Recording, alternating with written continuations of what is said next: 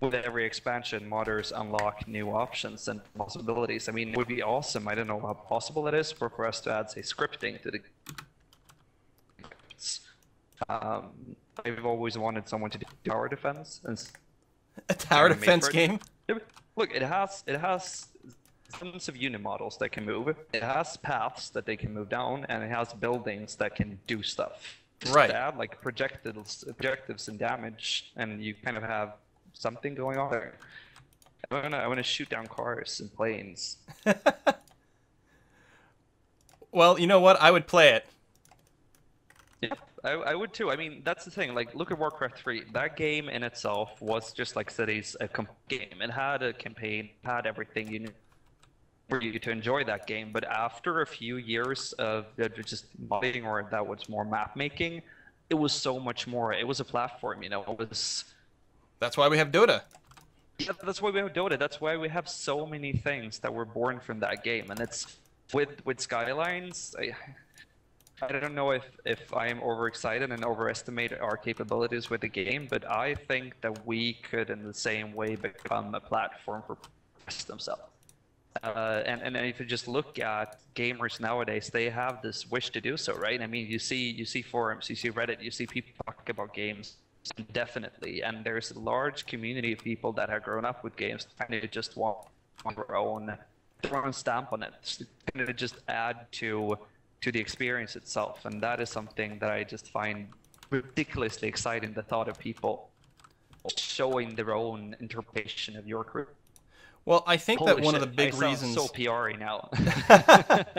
Well, a lot of really big and very successful games that have lasted for years and years and years have done so because of modability. I mean, even if you look back to SimCity 4 is still extraordinarily popular because of how moddable it is. And then you've got things like Skyrim, for example, right? And like that has been, it's been around forever, and it's still huge because people can make huge changes to it. Yeah. And it's so open too. I mean, there's so many. I think Skyrim, or maybe the next Fallout, or sorry, not Fallout, Elder Scrolls game will be even better in this sense, because I think that with Skyrim they saw just how much people were willing, and if they opened up even more, so many things could be done with that. Because it's still, I mean, even though it's so moddable, it's still inherently RPG that is, but I think that it could become just so much more than that. Just look at, say, the StarCraft map editor, where you get to a third-person shooter, and in the same sense, I think that I just can do even more with just. I don't know. It excites me to no end. I'm just, you know, every day I go to work and I can go into the workshop and I can see with our game. Odd. So here's an important question, not related to After Dark. What's the strategy for successfully building a dam? Because it is so dicey on some maps, like this one here. I put it, you know, as high upstream as I could, relatively low stream, a very wide high dam, a relatively low dam, and a lot of times just blocks the water and nothing happens, and then everything behind the dam just dries up.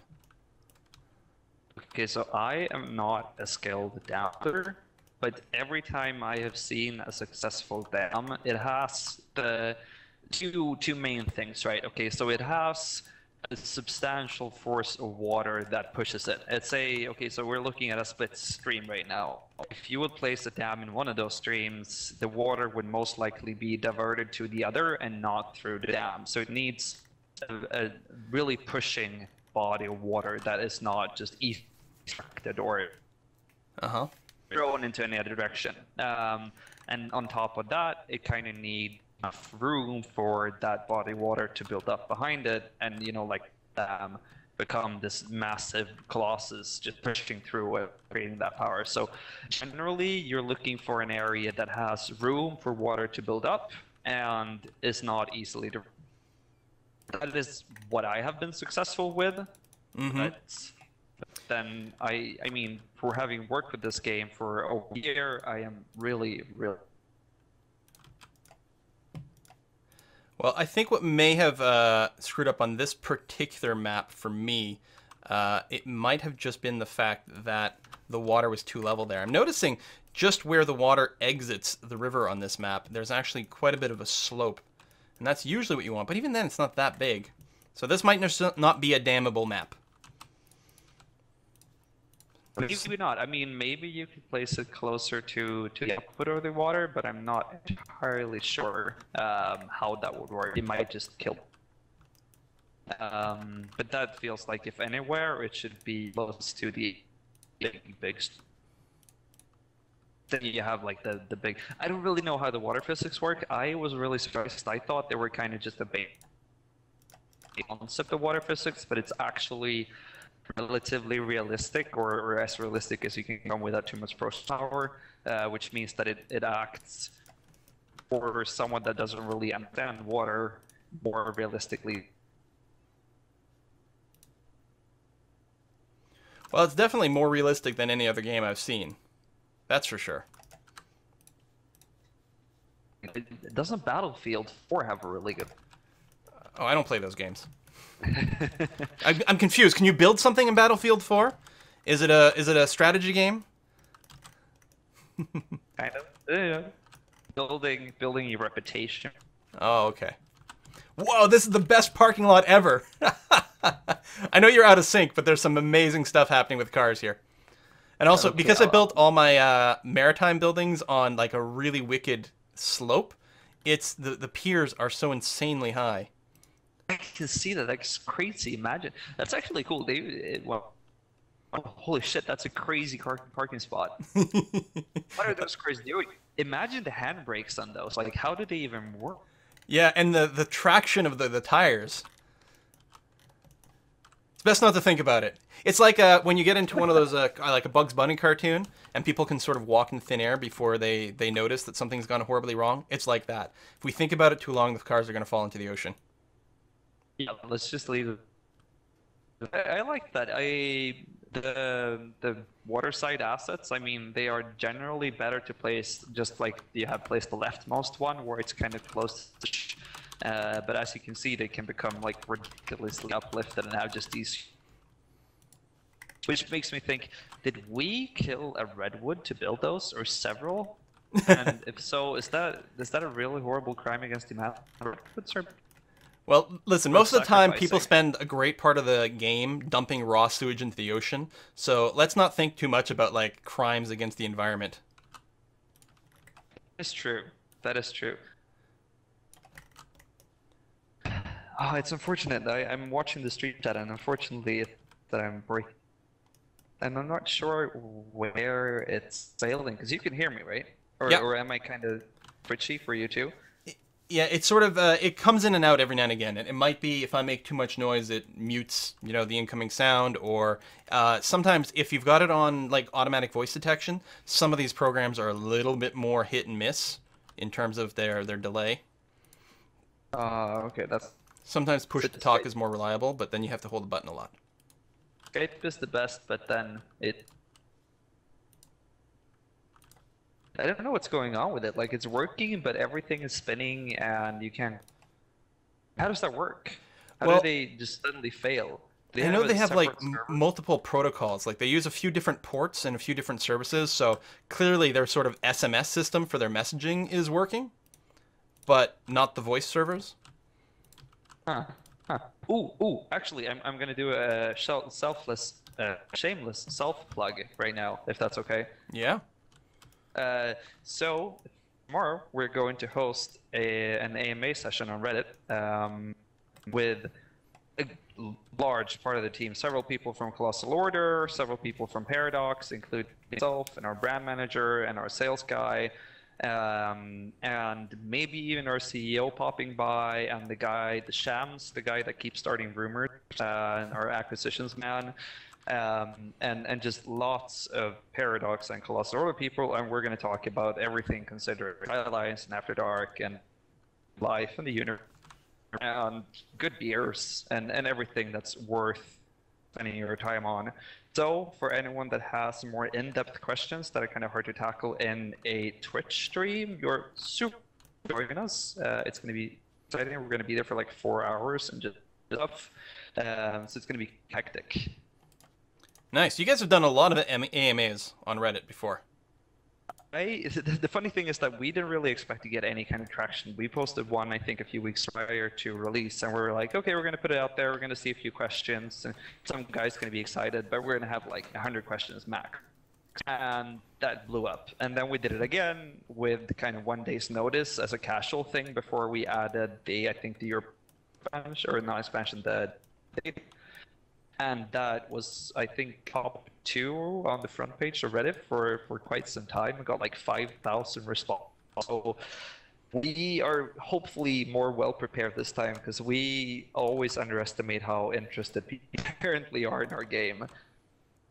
Yeah, I think it's a combination of things. Certainly, I mean, your games, because they are quite good, and a lot of people clearly play them. You guys have been very successful with your City Skylines, but I think people love to get an inside peek in any aspect of game development, and most game companies don't really interact with people the same way, and I think that's, that's a big part of it. You're giving people a chance to get on the inside of game dev, and that's awesome. Well, I mean, now, damn it, it's so hard to speak honestly about your company because I always sound like a PR asshole, like I'm trying to plug myself or the people I work for. But honestly, that's kind of the spirit the entire company has. We hire after the concept that we are open, people that kind of want to just upfront and kind of there for the people games, because after all, a vast majority of us are gamers ourselves and most commonly play the stuff we release. So it would be kind of critical, is that a word? For us not to be responsive to our fans, because then we wouldn't treat others as we want to treat ourselves. Right. And I don't know. I can't really have any insight into other, say, why they do things. But I don't really see the idea of why they shouldn't. I haven't seen a single case where it's a better idea to leave people out of the loop.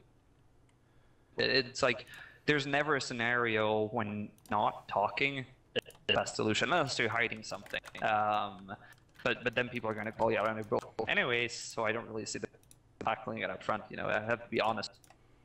But I mean, it's kind of fun though. It's good for us. It's cool that we are one of the few companies that do it, because then people are happy about something that I think is glaringly obvious that you have. So it's like, you're born with a trait, and then people appreciate it for you. And you're like, okay, free money, free points. Yeah. But it's really fun. We have the best of fans. We call them Paradoxians, which is cool. And, we hang out with them. We do our fan gathering. We do our PDX Con. Are you psyched for next year's?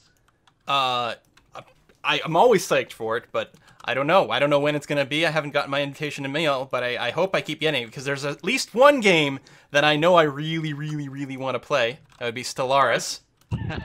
Holy crap. Oh, man. You should be excited. That game is... Okay, I'm not going to swear your stream, but it's several swear words and then awesome. Well, I've sort of had to sit on this for a little while, because of all the people at the company, the person who's the worst at keeping a secret is Fred, the CEO. Yes, definitely. And he had indicated very heavily some time ago that Paradox had been working on, a sci-fi title, and it was like, I can't say anything about this. I can't. And I've just been sitting in, like, every time there's a hint that there might be an announcement coming out of Paradox, I'm like, is it the sci-fi one? Is it the sci-fi one? Oh, no, it's not. It's something else. And then finally when it hit, I was really excited. But yeah, Fred's really bad. Someone should really fire that guy. If we ever leak something, we're going to know it's either from Fred or Sham. Yeah.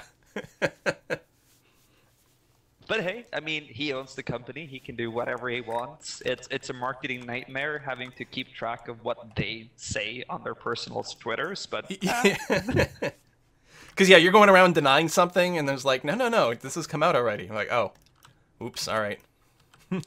I don't think that's happened, but that one there was funny. But yeah, I'm really excited about that. Plus, they're always fun. I mean, if nothing else, I just like meeting everyone there. You guys are really legitimately passionate about the games that you make, and I think rightfully so. And so it's always really nice. And I think that's one of the reasons, again, those AMAs are so popular. I have to ask, when did he tell you this? Like just from It was personal at the, I think it was at the last PDX Con, the one in man. Stockholm. So I can understand why though, because I mean we've been working on the game for quite some time, and of course there was some base ideas of maybe we should announce it super early, but then we knew that we did that mistake with Hearts Iron 4, and we don't want to announce something where we want to or when we're going to release it. So I can imagine that since the weeks prior there have been a lot of buzz regarding whether or not we're going to talk about it, that he was kind of, you know how he gets when he's really jumpy and happy and just wants to speak with you. I can imagine that was kind of the emotions he was going through. And then he has the power to not get fired, so he can leak stuff. Yeah, I mean, he didn't say much. I just knew there was something sci-fi coming down the pipes, and that was enough. That's all I needed. Just getting excited. Wait, is Casper Vld the space guy? Shit, completely forgot the game. Oh yeah, from Kerbal? Yeah. Yes. Oh, hi Casper. Nice to speak to you one way. Yeah, Casper's awesome. Super nice. Yeah, if you don't follow him on Twitter, then you definitely should, because he's A, hilarious, and B, there's always some good Kerbal info that comes out of there. If you don't follow me on Twitter, you should. I finally started getting this platform. Seriously, it's really weird. I have never understood Twitter. I think it's really bad. I'm just gonna leave it at that. But recently, I figured out that it's actually not that bad. It's actually really fun to sit and tweet with people, and it's like you're in this huge room with lots of people that are kind of interesting, and then there's one or two people you like, but you're standing in the opposite side of the room and you're yelling really loudly, and you hope that they hear it, but you also hope that others hear it. Kind of passive aggressive, and I like that. That's actually an interesting way of putting it.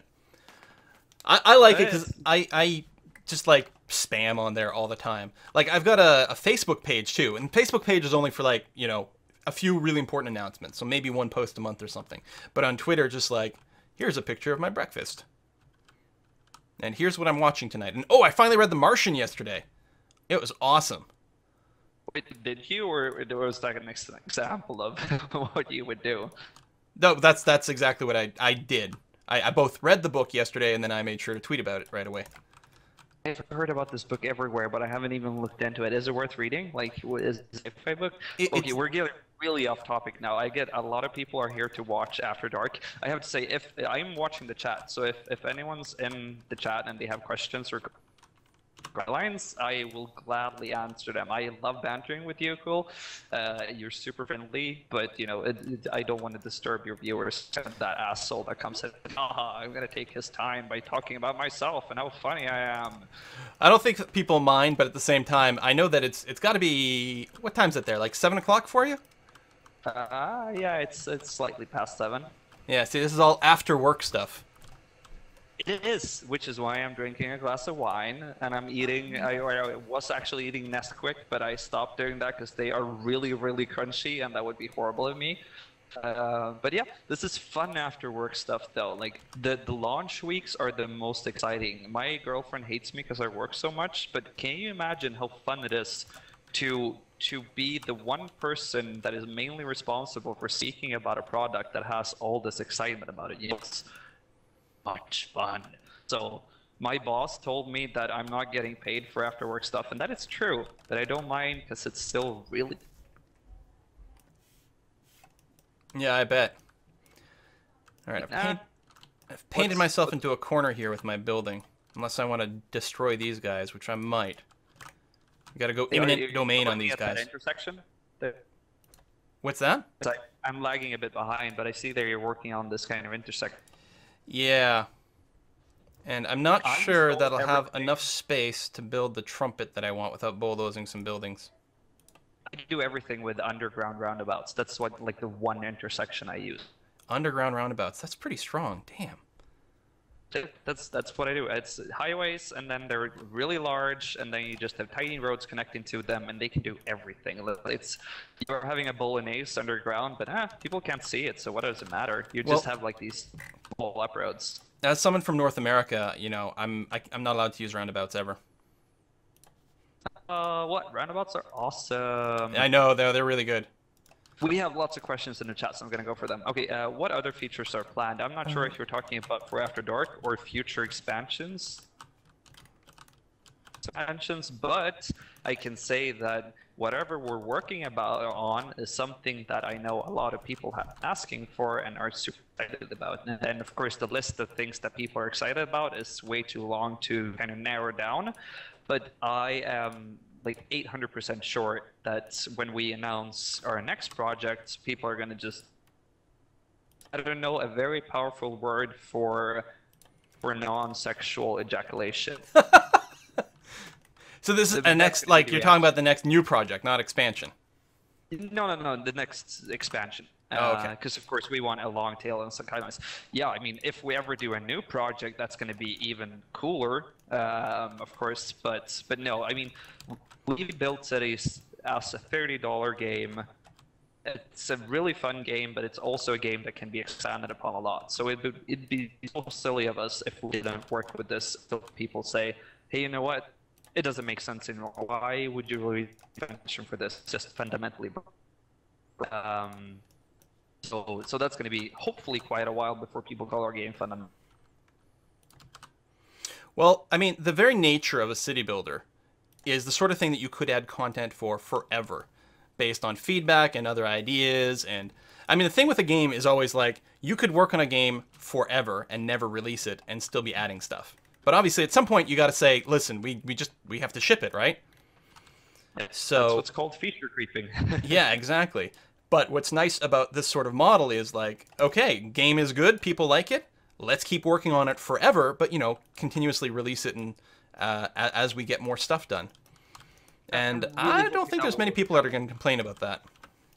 No, it's really scary because with every expansion you do, you're at this point where you're thinking, okay, so we have this design idea. Okay, so when we start doing an expansion, we start by Colossal Order and Paradox. We sit down and we're like, okay, so what are we doing with this? What's the things we're adding? What's the main gameplay things? You kind of do a new game design document for it. You have to sit there and you're like, okay, so we have X months to do this, and we're hoping to deliver Y results. And will people be satisfied with it? Will it be worth the price? Are we going to be bundle free? Super scary because we know with gamers that you can instantly all your goodwill if one thing if you do a subpar expansion or if people feel tricked or whatever. So it's still really scary to work with a game like this that's kind of like a modular experience because we hope that what we do is what people want. We think that it's for the best in every scenario, but with as many customers as you have, that's not always the case, and you're always going to have the naysayer. So it's so scary, but I think we're on point with After Dark, and I think we're on point with what we're doing too.